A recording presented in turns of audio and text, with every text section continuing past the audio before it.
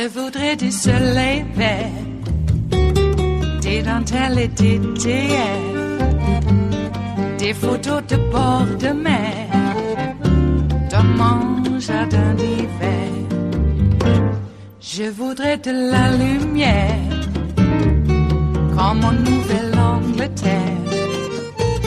Je veux changer d'atmosphère, dans mon jardin d'hiver. Ma robe à fleurs, sous la pluie de novembre, tes mains qui courent, je n'en peux plus de t'attendre. Les années passent, qu'il est loin, là je tombe. Nul ne peut nous entendre. Je voudrais du Fred Astaire, revoir un latte. Consider two political pictures America's seeing right now.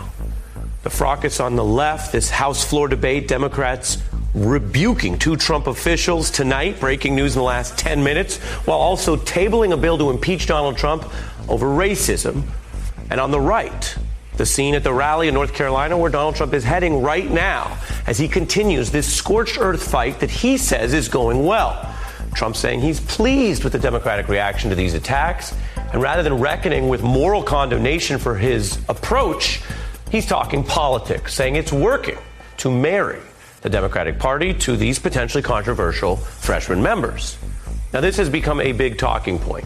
And I should tell you tonight, it doesn't make a lot of sense, the idea that they're all wedded now. I mean, Pelosi and Schumer and all these Dems running for president are more famous than these freshmen that Trump attacked.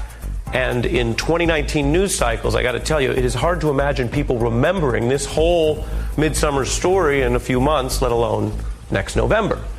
Either way, though, more importantly, and some guests have said this on this very program, there's obviously no proper defense for racism. Not politics to say it's working, not self-interest, nothing. That was the whole point of the House condemning the president last night. And other than the actual impeachment of President Clinton, consider that that rebuke was actually the first time the House has formally criticized a president in more than 100 years on the record. That matters even in a time of cynicism. It is a mark that will stay on Donald Trump's record in the history books. Now, meanwhile, we show you all perspectives around here. Some of his supporters today at this rally in North Carolina are already echoing his combative words this week. If they don't want to be here, I agree with him. Go somewhere else. He was just saying if you can fix the problem, fix it and let us know how to do it and come back and tell us how to do it. So I don't think it was racist. The four horsemen, I guess is what they call it. Go back to where you came from. It's not a racial thing. It's where they lived before they came to Washington, D.C. Washington Post Eugene Robinson, who writes, the Republicans have embraced Trump's racism and deserve as much blame as he does. Let's begin with the statement from the individual you just heard. That is brand new sound from an individual who is either misinformed and thinks these are foreign members of Congress. Whether or not that's a good or bad thing, he's misinformed, or he doesn't care and he's kind of lying the way Trump does, to use something that we've been documenting on the show this week, a long history, more than decades history of a racist trope of telling Americans to go back where they came from. Break it down for us. Right. Well, it goes all the way to go back to Africa. This is the, people held up signs saying go back to Africa as students were integrating the University of Mississippi, the University of Alabama, integrating public schools in Little Rock. It's racism. Pure and simple, and there's no historical argument about that. There are people who are core Donald Trump supporters who either don't know that history or don't care about that history or don't believe anything that Donald Trump doesn't tell them, basically, and believe everything that Donald Trump does tell them. So what do you do about that? You continue to tell the truth, and that's all you can do as communicators. The president is driving a wedge. He's trying to drive a wedge between his almost exclusively white, aging, hardcore base and others who don't feel that way, and he's drawing it along racial lines. And if this is his tactic before the election, if this is how he's going to try to get reelected, at the very least his timing is off, because as you said, this is the summer of 2019. It's a long time before people are going to vote. A whole lot's going to happen between now and then, and I seriously doubt that he's going to be able to keep the focus on 4 freshman members of the House of Representatives with all that's happening around us. Right, and that goes to sort of the low on the list, the 5th or 7th thing after the moral and ethical condemnation and the duties of the president. But there has been also a bit of an unearthing of the history here, because my observation is that during the campaign, there were different categories of people with their familiarity with Donald Trump. So New Yorkers and people who dealt with him, or Central Park 5, right, had a view. And then there's also how conversant you are on some of these issues. In other words, not everyone knows everything, right? I think that's part of getting through a democracy. And so people who've studied the history of the civil rights movement in this country, or covered these races over years and seen the dog whistles and seen the racism and seen the Southern strategy, as you have, as our viewers have relied on you for years, sir, walking us through some of these issues, might have a different sense of what's happening to then those who at first didn't get it or didn't hear it the same way. And yet when you go back, whether it was Donald Trump saying there needed to be a death penalty to execute black teenagers in New York whose convictions were later overturned, or what I'm about to show you, which was the 1980s version of Donald Trump going on national TV and saying, with regard to Harlem and regard to urban America, hate was something that needed to be invoked against the inner city. What do we hear and what do we know about from where he came? Take a look. I hate these people. And let's all hate these people, because maybe hate is what we need if we're going to get something done. Gene? Well, look, the first time Donald Trump came to public notice was when he and his father were sued by the Justice Department in the 70s for refusing to rent apartments to African Americans. And they eventually settled that lawsuit, and they say without a formal admission of wrongdoing, but they did admit wrongdoing because they did wrong. I mean, there's no question in my mind and in the mind of anybody who's paid attention to his career that Donald Trump is a racist. I don't think, and I don't say that lightly, because I usually prefer to focus on racist words and racist deeds. But if you get enough racist words and enough racist deeds from a person, then you have to draw the inevitable conclusion. Other people don't know that history, don't care about that history, or have decided that if he's going to divide the United States electorate in a tribal sense, they want to be with his tribe. His tribe is the white tribe, the tribe that loves guns, and the tribe that waves the flag in a certain way. Not of course that progressives aren't as patriotic as anybody else, and so that hardcore base, I don't know how you crack it. We're not going to have mandatory civics or history lessons here. We're going to have to get voters to the polls who do know the history and who do understand the stakes in this diverse country, this increasingly diverse country, and who understand that what a disaster it is to not reopen old wounds so much as create new ones. And that's what Donald Trump is trying to do. It's a very cynical and really awful thing to do, but that's where we are, and it has to be fought. It has to be fought tooth and nail. It is Thursday, the 18th of July of 2019, and you are in West Coast Cookbook and Speakeasy. I am your chef de cuisine, Justice Putnam, and our daily special is Metro Shrimp and Grits Thursdays. A little bit of jambalaya, a little bit of spice in your life. Oh my. Hey, speaking of jambalaya, New Orleans is being inundated, and so is New York. New York City had flash flood warnings. Get out. What is this, the day after? Huh. Well, it might be the day before. Just letting you know. Well, there's so much news in the world, and news coming right out of North Carolina. Tom Tillis loved him some racism last night. Oh, he thanked Donald Trump for putting North Carolina on the map. Wow. And what better way to do it than to have a Nuremberg rally with a bunch of white nationalists chanting neo-Nazi slogans? I'm trying to remember, where have I heard "go back where you came from" before? Where have I heard that? I just can't seem to put my finger on it. Well, this is the state of play. Trump is going to quadruple down on the racism. He thinks that is the path to victory. When you live in a little white nationalist bubble at the top of a skyscraper in your penthouse, decorated in dictator chic, by the way, you might think that white nationalism is all you need. 60 million people might agree with you.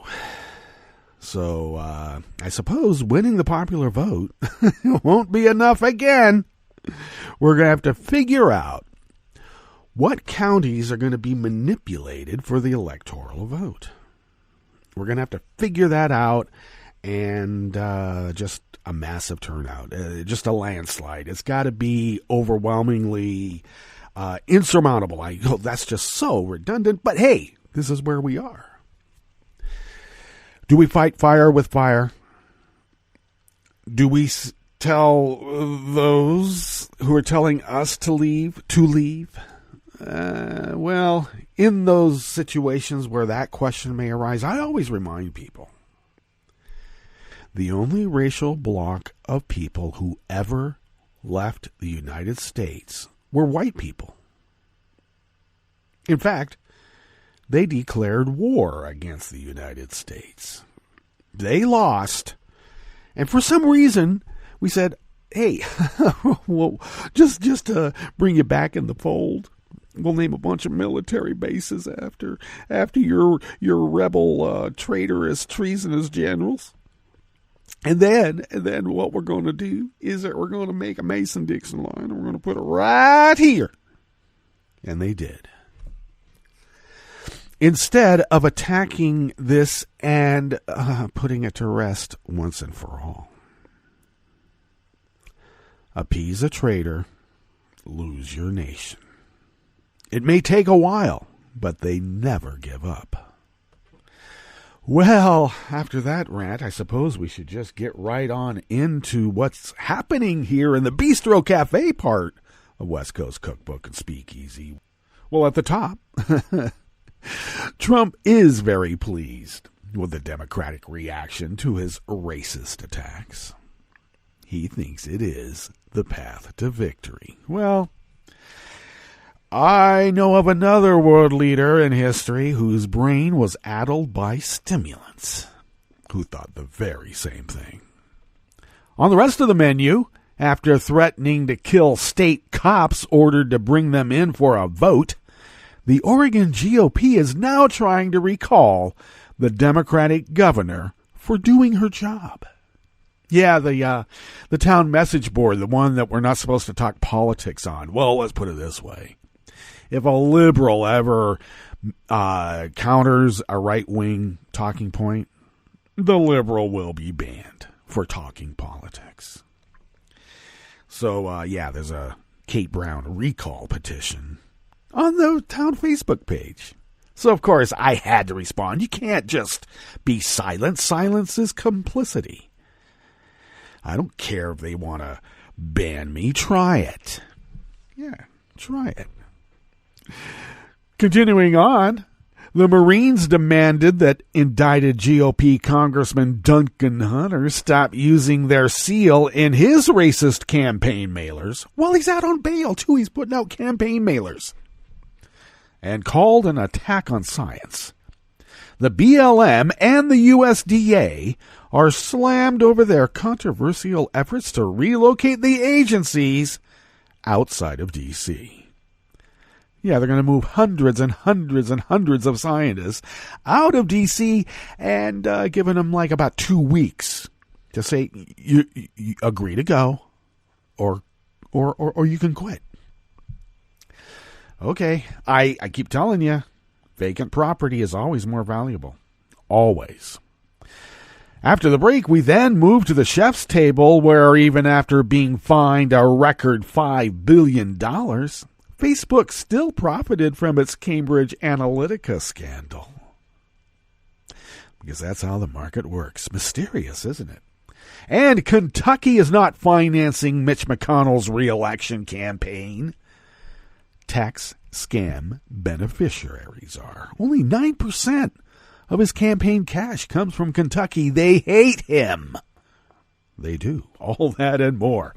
On West Coast Cookbook and Speakeasy, bon appetit.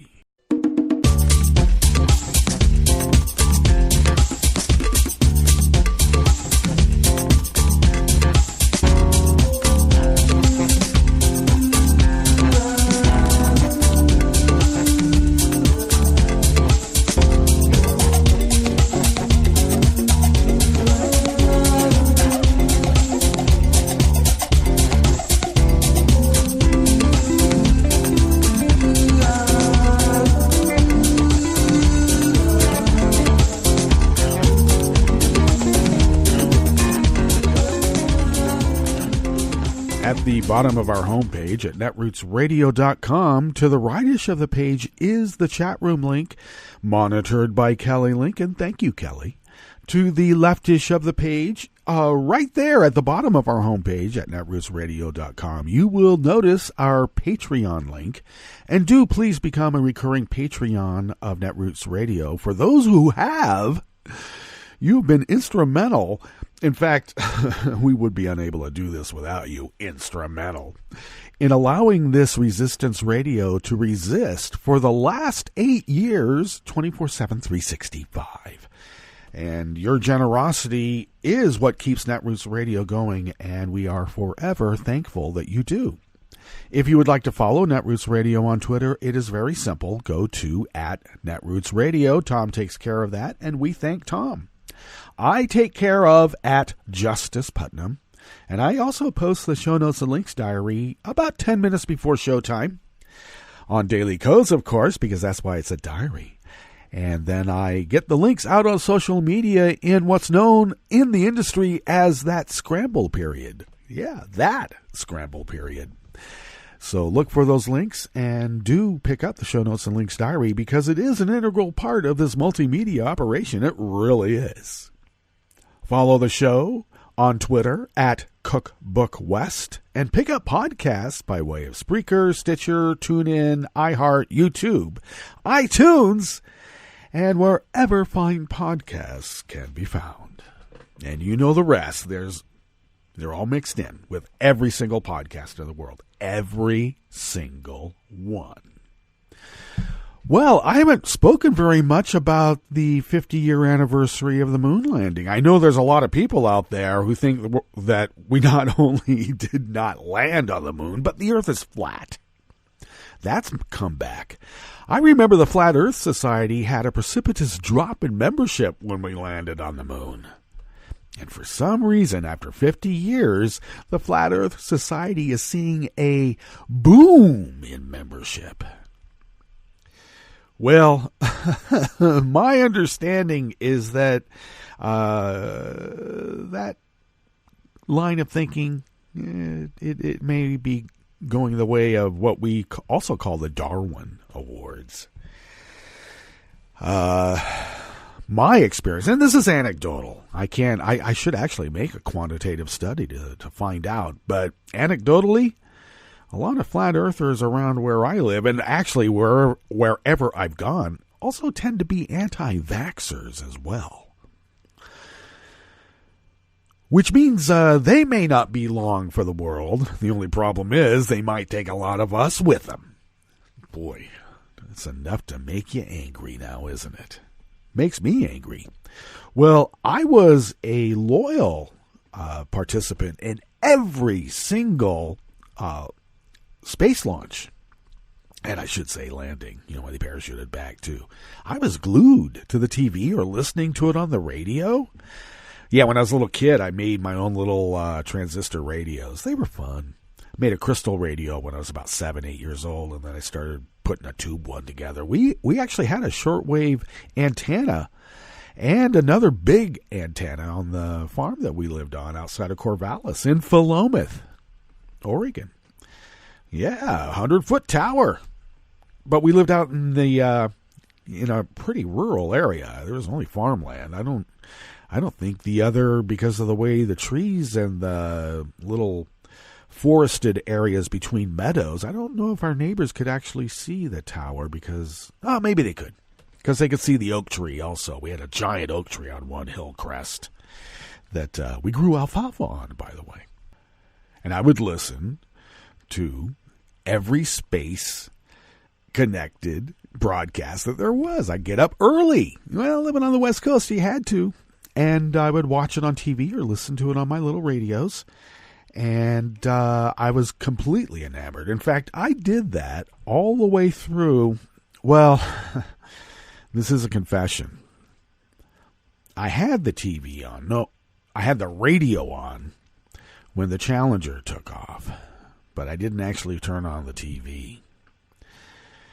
And then as soon as I heard the trouble, I bounced out of bed. That was the only one I didn't actually get up and, turn on the TV or sit up and actually listen to it on the radio. I was kind of lolling about. But after that, then I watched every single shuttle launch until the very last one. I am not so I wouldn't say enamored. I'm not so dedicated now that I get up for every satellite or planetary launch, though I will follow it on some form of media because I think it is exciting. It may be a waste of money, but I don't think money is ever wasted on knowledge, ever. Well, let's get into this first offering here in the Bistro Cafe, a West Coast Cookbook and Speakeasy, because we have a true secessionist movement here in the West. Of course, we found out that it's pretty much generated by Vlad and the Russians, but, this actually did presage Vlad in his endeavors. He just glommed onto it and, made it, shall we say, more acceptable among the hoi polloi. If only it was the hoi polloi. I wish it was the hoi polloi. It's something completely different. Now, they cannot beat Kate Brown, the Oregon Democratic governor, at the ballot box, they being the GOP, who just happened to be in this state right-wing militia secessionists. I kid you not.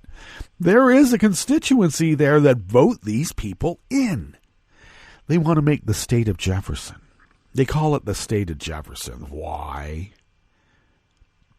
Because Oregon's constitution back in the 1860s, 70s, 80s excluded everybody but white people. Yeah, it was white utopia.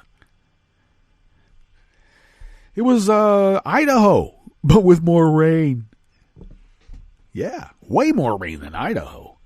So the GOP is doing what the GOP does nationally.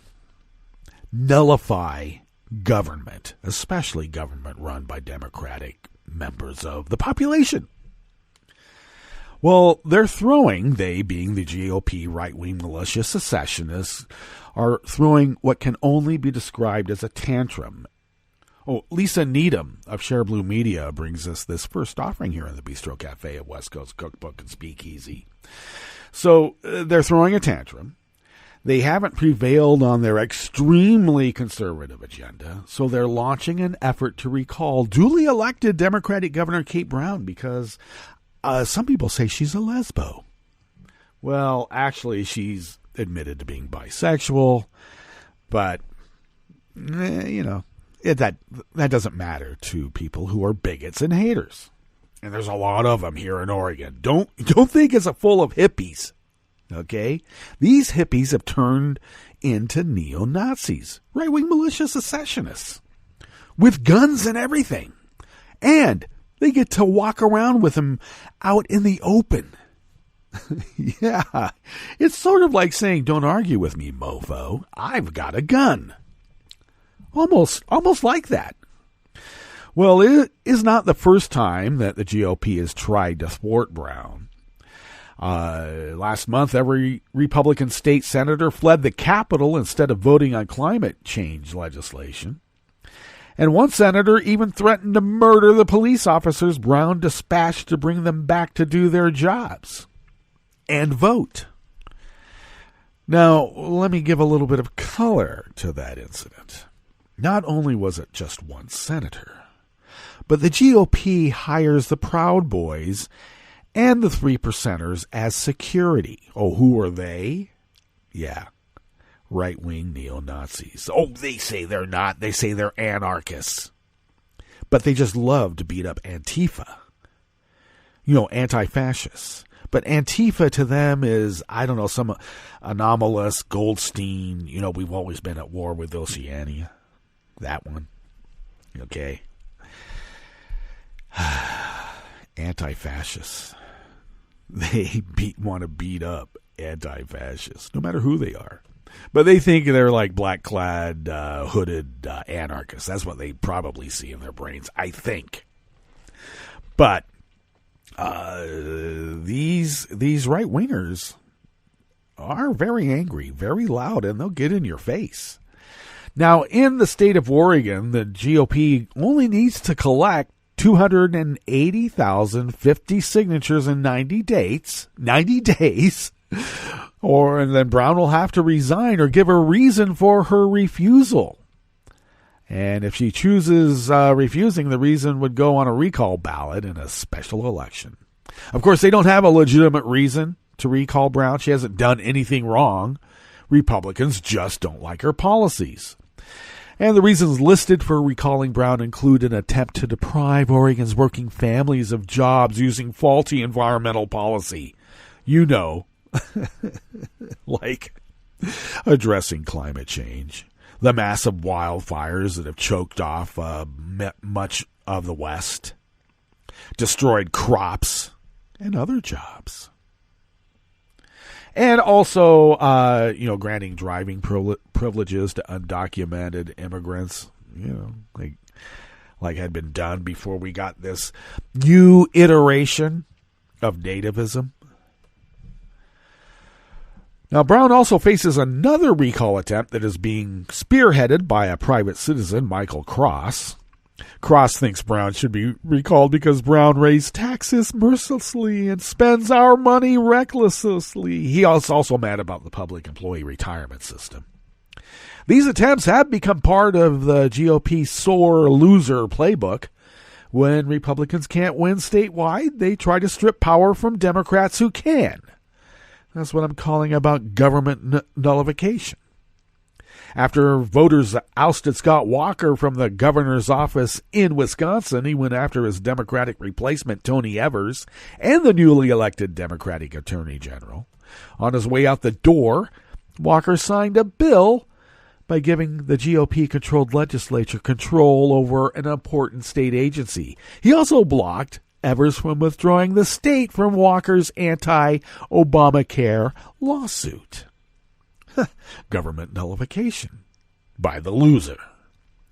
Republicans, or Cross, have until October 14th to gather their signatures. If they don't, the recall effort is over.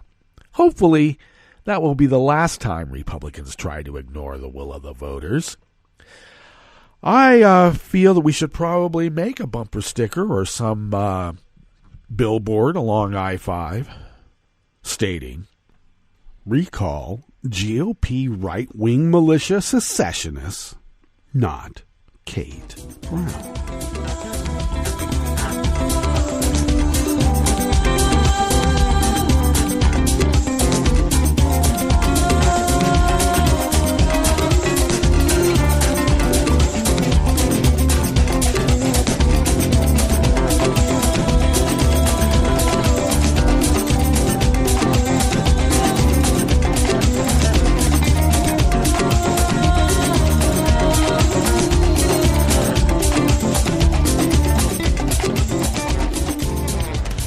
Cy Martin of Share Blue Media brings us this next offering here in the Bistro Cafe at West Coast Cookbook and Speakeasy, Metro Shrimp and Grits Thursdays.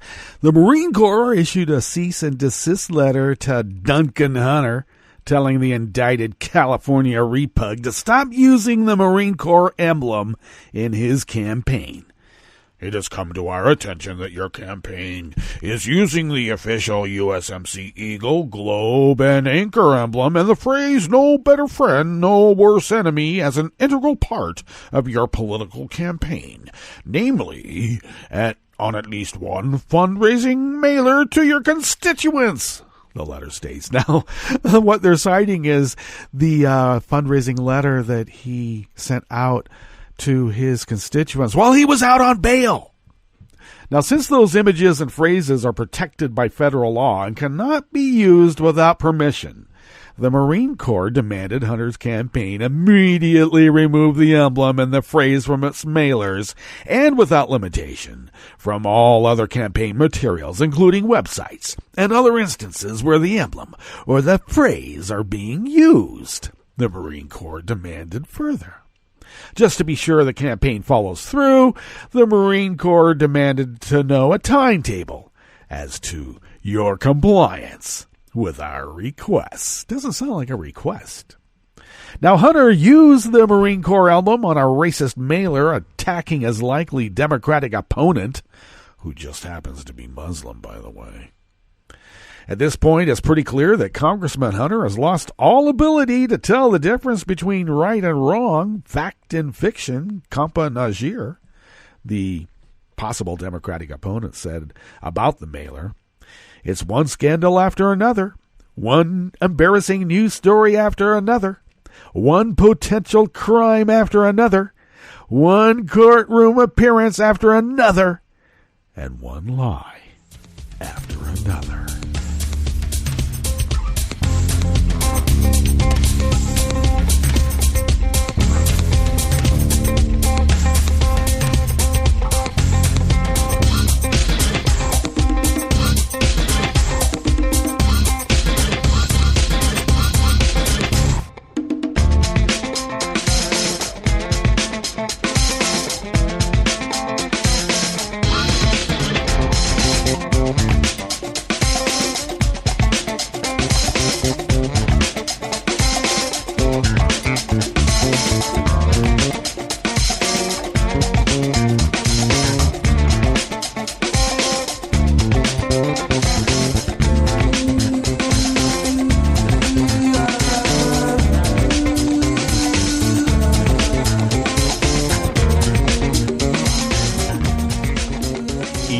Crundon of Think Progress brings us this final offering here at the Bistro Cafe of West Coast Cookbook and Speakeasy.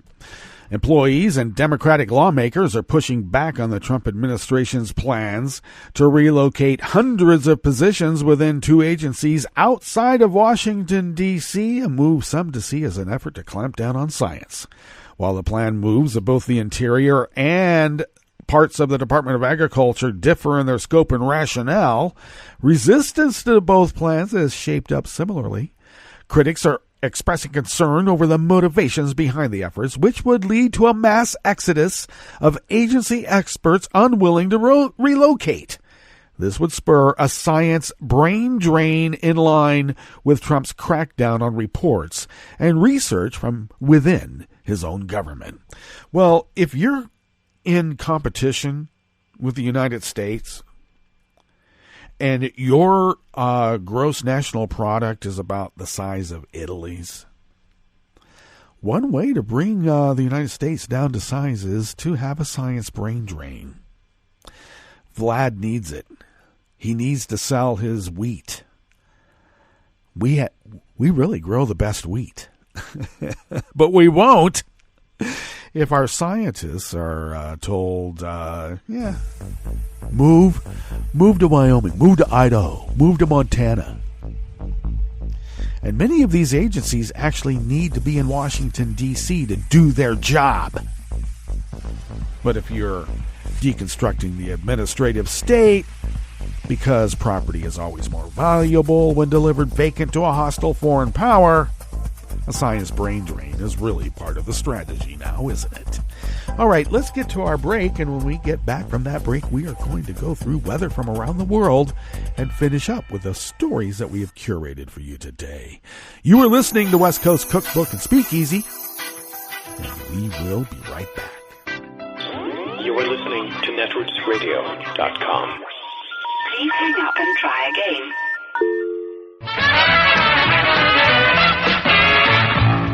From a point at sea to the circles of your mind, a new force is at work for planetary transformation.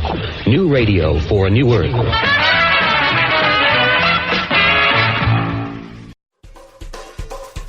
This is Scientific American's 60-Second Science. I'm Christopher Intagliata. When you walk with a backpack, you know how the stuff inside sways from side to side? Now scientists have figured out how to tap into that motion to generate electricity. Here's how it works. Picture a pendulum mounted to a backpack frame and stabilized with springs on either side. The pack's weight is attached to the pendulum, so the pendulum swings side to side as you walk. Gears then use that swinging motion to drive a generator, and the generator spits out electrical current to charge a battery. Volunteers carried that pack while walking on a treadmill, and they wore masks to measure the flow of oxygen and carbon dioxide. Walking with the slightly swaying 20-pound load, the device did not significantly affect the volunteers' metabolic rate, compared to when they carried the same weight fixed in place. In fact, the energy-harvesting pack reduced the forces of acceleration they'd feel in a regular pack, which might mean greater comfort for a long hike. And the device did produce a steady trickle of electricity, the operative word being trickle. Because if you up the load to 45 pounds, the passive motion of the pack could fully charge a Samsung Galaxy S10 smartphone only after 12 hours on the trail. The details are in the journal Royal Society Open Science. But here's the rucksack rub. The energy-harvesting device currently weighs 5 pounds. The researchers say that's about 4 pounds too many to be a smart alternative to batteries. So they hope that more research lets them lighten the load to ensure the pack charges you up without weighing you down. Thanks for listening. For Scientific American's 60-Second Science, I'm Christopher Intagliata. This program is presented by the Centers for Disease Control and Prevention.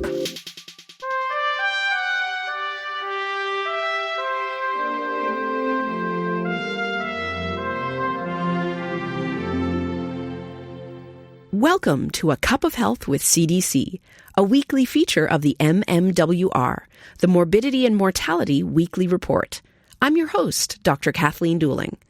Occasional aches and pains are an expected part of life, but for many people, pain is a constant companion. Dr. Chad Helmick is with CDC's National Center for Chronic Disease Prevention and Health Promotion. He's joining us today to discuss ways to manage chronic pain. Welcome to the show, Chad. Thank you. Chad, how many people in the U.S. suffer from chronic pain? In 2016, 50 million adults had chronic pain, which is pain on most or every day in the past 6 months. More interesting, though, is that 20 million people have high-impact chronic pain, which is chronic pain that also limits their work or life activities on most or every day in the past 6 months.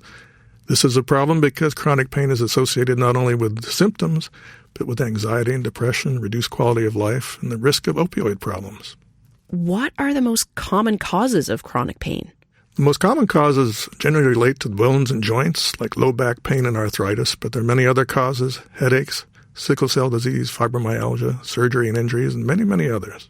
Is chronic pain more common in any particular group of people? Yes, it occurs at all ages, but it's more common in older middle-aged adults and in the oldest old, 85 and older. It's also more common in women, poor people, and those who live in rural areas. How is chronic pain treated? Well, the first thing to do is to get a diagnosis, which can help guide treatment. But the thinking about chronic pain now is that it becomes a chronic disease by itself, regardless of the cause, and that can cause significant problems.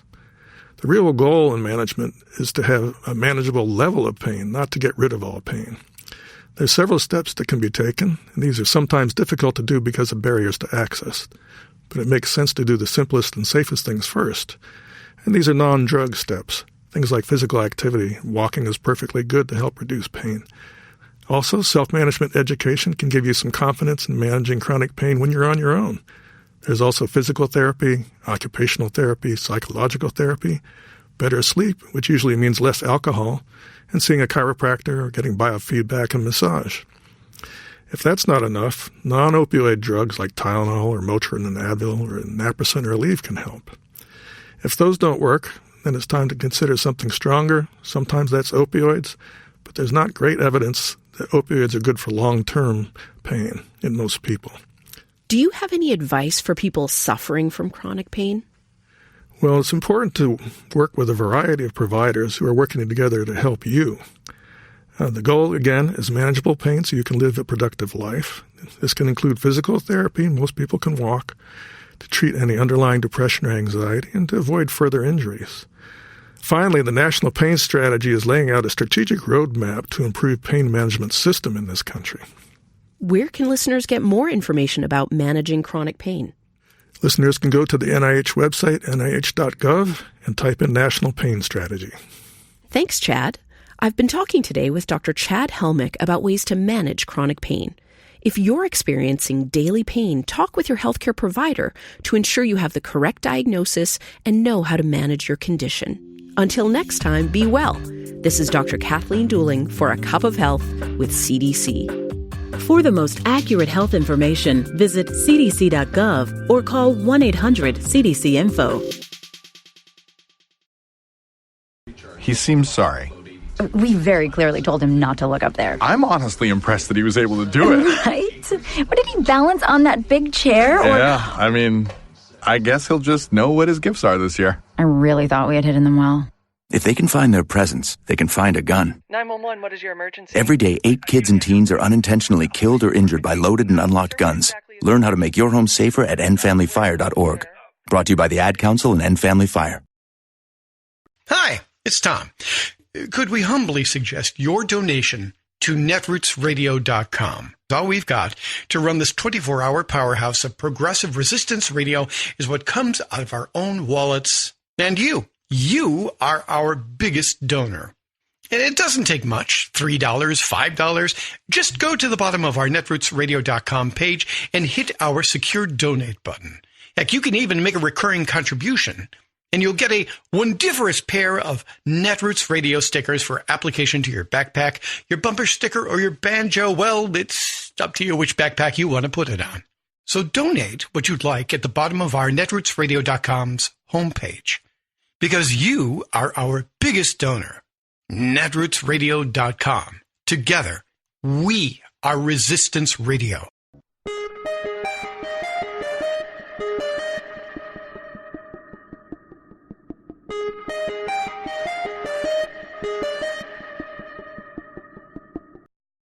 I'm Rick Smith, and this is Labor History in 2.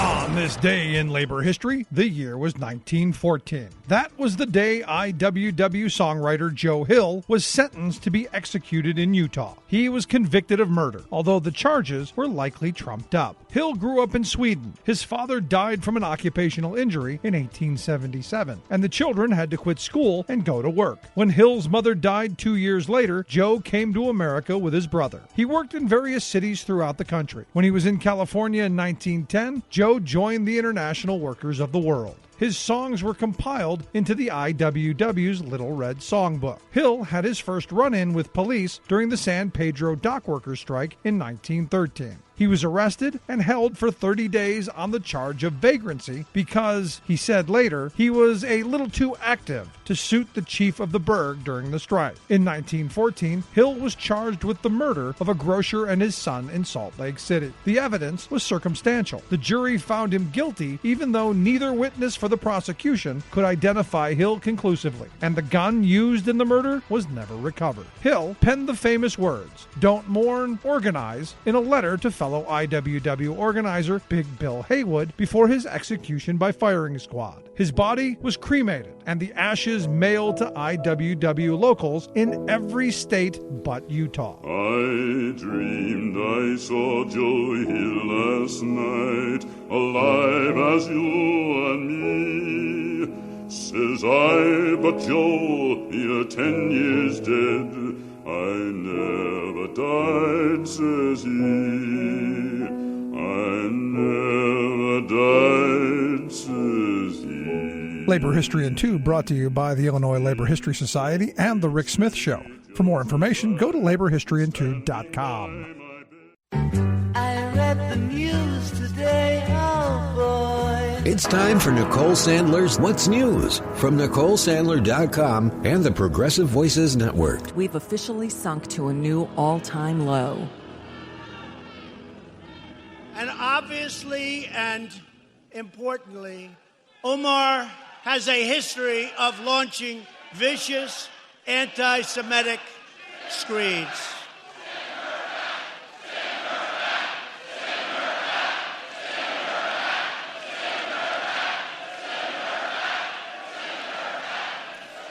That's what happened Wednesday night as Donald Trump held yet another Nuremberg rally. He spent a huge chunk of time going after Ilhan Omar and 3 other congresswomen of color known as the Squad. Trump said if they don't like America, let them leave. And when the chant started, he made no effort to stop it. In response, Congresswoman Ilhan Omar quoted Maya Angelou, "You may shoot me with your words, you may cut me with your eyes, you may kill me with your hatefulness, but still like air, I'll rise." Omar later added on Twitter, "I am where I belong, at the people's house, and you're just going to have to deal." In a likely related story, Merriam-Webster Dictionary on Wednesday night tweeted, quote, "Tonight's top searches in order: racism, socialism, fascism, concentration camp, xenophobia, bigot."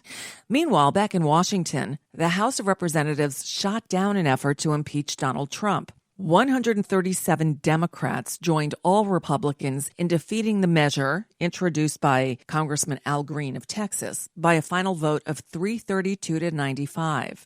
Some surprising names jumped out of the list of the 95 who voted in favor of impeachment, including Eliot Engel and Jerry Nadler.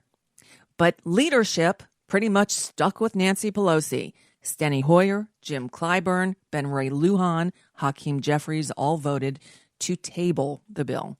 The House also voted Wednesday to hold Attorney General William Barr and Commerce Secretary Wilbur Ross in criminal contempt in a subpoena dispute related to the administration's attempt to add a citizenship question to the 2020 census.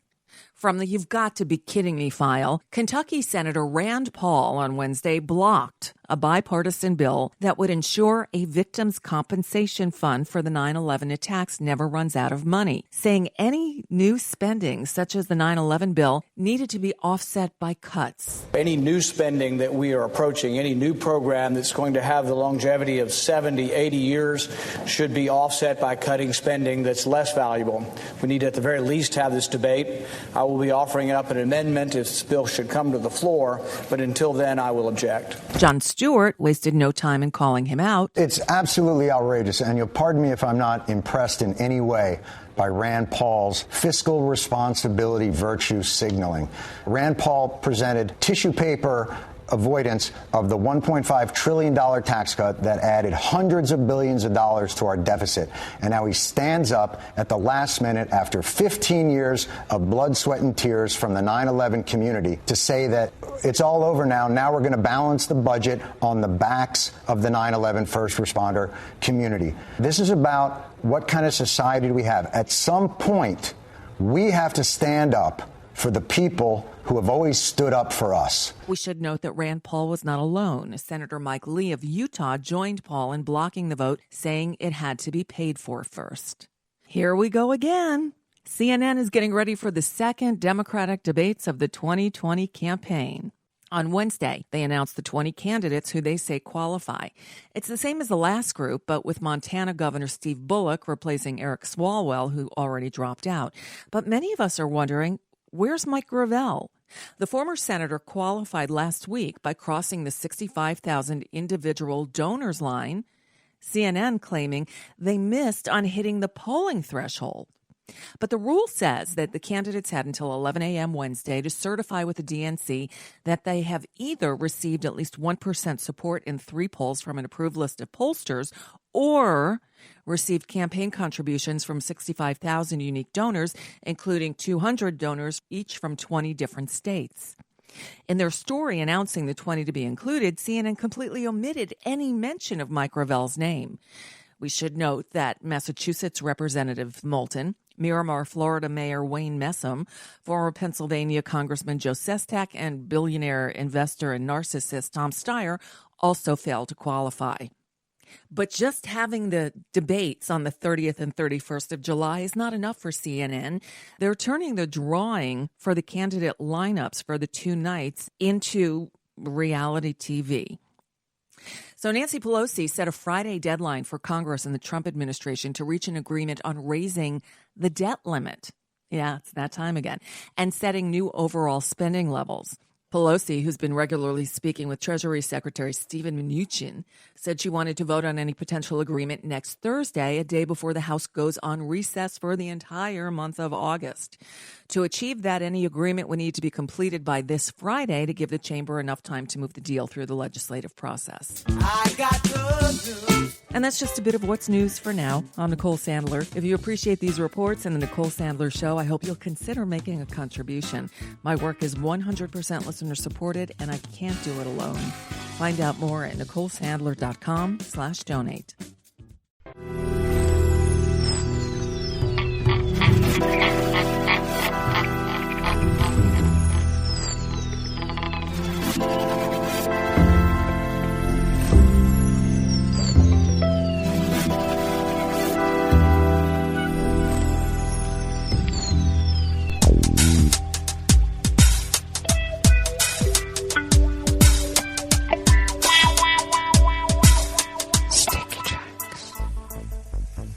Thank you for accompanying us here to the chef's table at West Coast Cookbook and Speakeasy.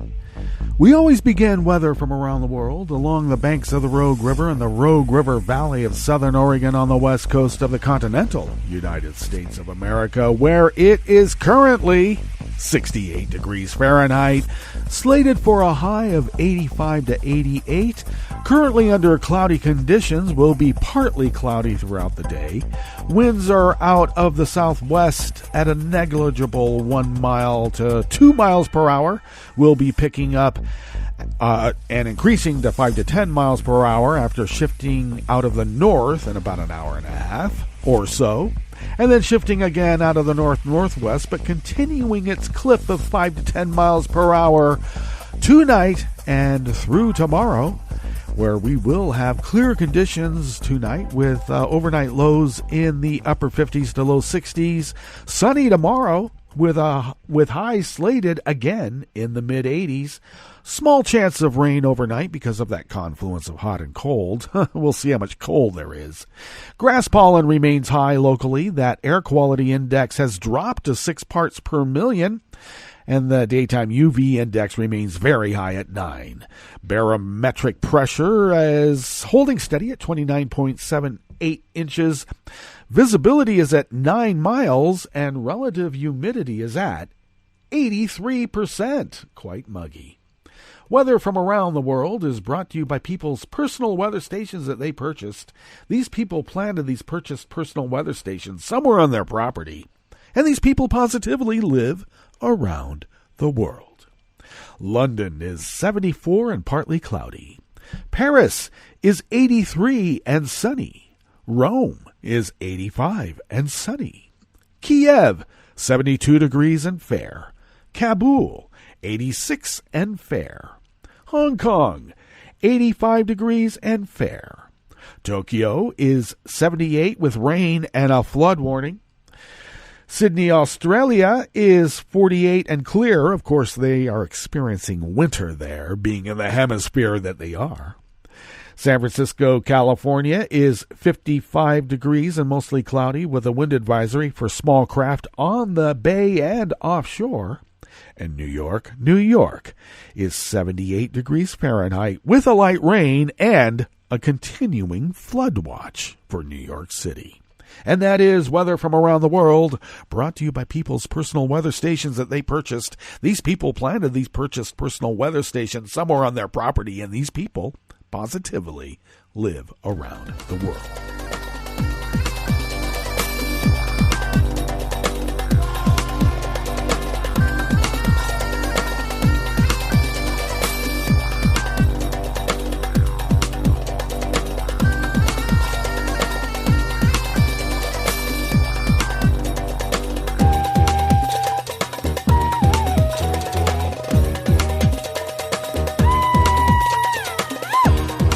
Luke Barnes of Think Progress brings us this first amuse-bouche here at the chef's table at West Coast Cookbook and Speakeasy. You know, even when Facebook loses money, it earns money. How is that possible? Well, I'll tell you how it's possible.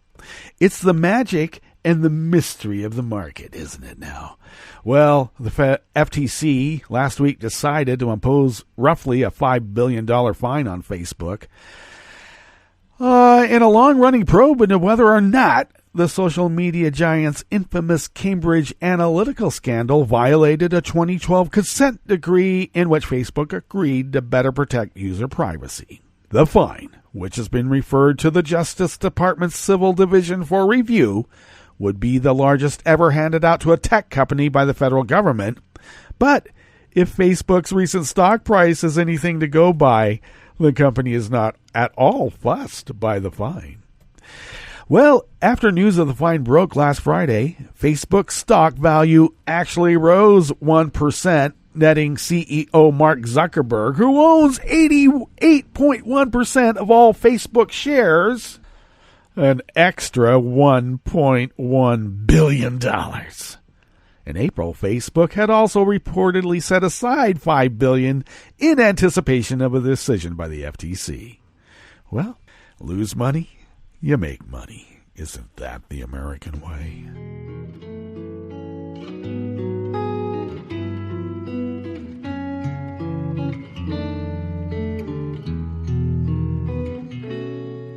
Je te donne c'est mon amour pour la vie entière. La promesse de me trouver à tes genoux. Aussitôt que tu m'appelles, rester toujours fidèle. C'est tout, c'est tout. Je te donne tous mes printemps, mes étés de mer, mes automnes quand les feuilles tombent partout. Si ce n'est pas une bonne affaire, je te donne tous mes hivers, c'est tout. Oliver Willis of Share Blue Media brings us this final amuse-bouche here at the chef's table at West Coast Cookbook and Speakeasy. Senate Majority Leader Mitch McConnell only received 9% of his re-election campaign donations from his home state of Kentucky, reflecting poorly on his popularity there. McConnell reported that his committee took in just over $3 million in the most recent quarter, ending June 30th.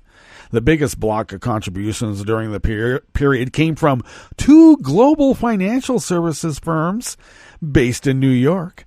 29 people with Blackstone Group made contributions totaling $95,400, and 14 executives of KKR and Company are listed as giving a combined $51,000. McConnell is instrumental in passing the GOP tax scam legislation, which favored major corporations just like those who donated to his campaign. McConnell is the most unpopular senator in America, with 50% of voters in Kentucky telling the Morning Consultant they disapprove of the job he has done, and only 36% approving. So how does he keep winning? Well, it's called the Old Boys Network now, isn't it? Well, that brings us to the end of our broadcast period for the day. But you do know that Netroots Radio is going to broadcast on. In fact, we're going to meet up tomorrow for Blue Moon Spirits Fridays, and don't we need that French 77? So do stay tuned to Netroots Radio all day and all night for all the breaking news as it breaks. And we'll meet up here tomorrow, right here, in West Coast Cookbook and Speakeasy. Bon appetit.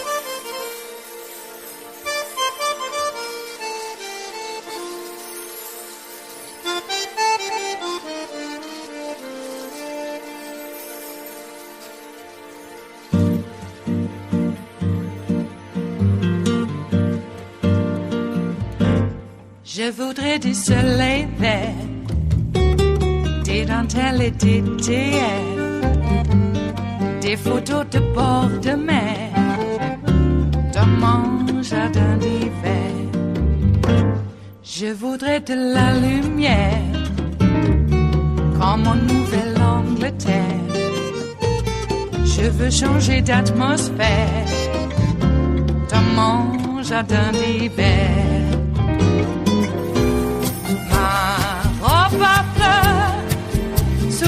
pluie de novembre, tes mains qui courent, je n'en peux plus de t'attendre. Les années passent, qu'il est loin, là je tombe. Nul ne peut nous entendre. Je voudrais du Fred Astaire, revoir un latte Goël. Je voudrais toujours te plaire dans mon jardin d'hiver.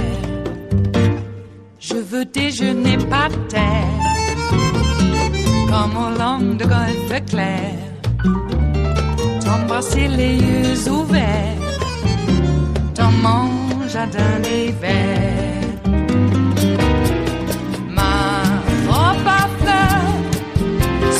Pluie de novembre, tes mains qui courent, je n'en peux plus de t'attendre. Les années passent, il est loin, là je tombe.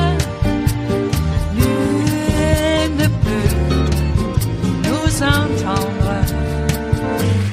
Ba-da-da-dum-di-da-dum. Ba-da-da-dum-di-da-dum. Ba-da-da-dum-di-da-dum. Dans mon jardin d'hiver. Ba-da-da-dum-di-da-dum. Ba-da-da-dum-di-da-dum. Ba-da-da-dum-di-da-dum. Dans mon jardin d'hiver. Dans mon jardin d'hiver. Dans mon jardin d'hiver.